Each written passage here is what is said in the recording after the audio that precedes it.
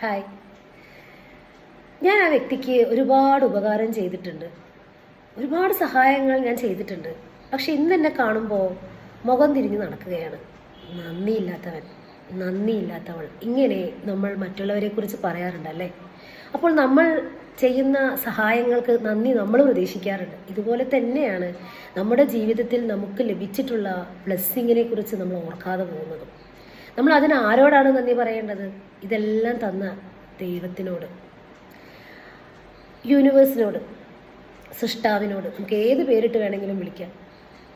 ആ യൂണിവേഴ്സിനോട് നമ്മൾ ഹൃദയത്തിൽ തൊട്ട് നന്ദി പറയുകയും എഴുതുകയും ചെയ്യുമ്പോൾ നിങ്ങളുടെ വൈബ്രേഷൻ ലെവൽ ഹൈ ആവാൻ തുടങ്ങും.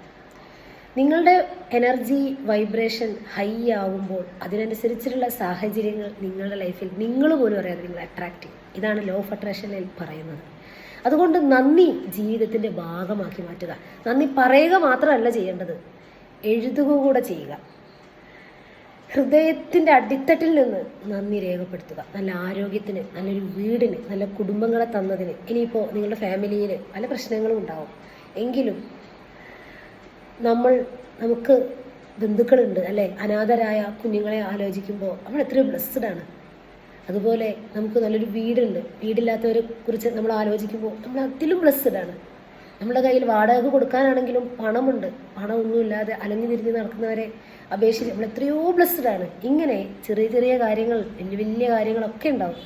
ഇതിന് നന്ദി ഹൃദയത്തിൽ നിന്ന് പറയുമ്പോൾ നിങ്ങൾ പോലും അറിയാതെ നിങ്ങളുടെ ജീവിതത്തിൽ അത്ഭുതകരമായ ചേഞ്ച് വരാൻ തുടങ്ങും. നന്ദി പറയുക മാത്രമല്ല, ഹൃദയത്തിൽ തൊട്ട് എഴുതി വെക്കുകയും ചെയ്യുക.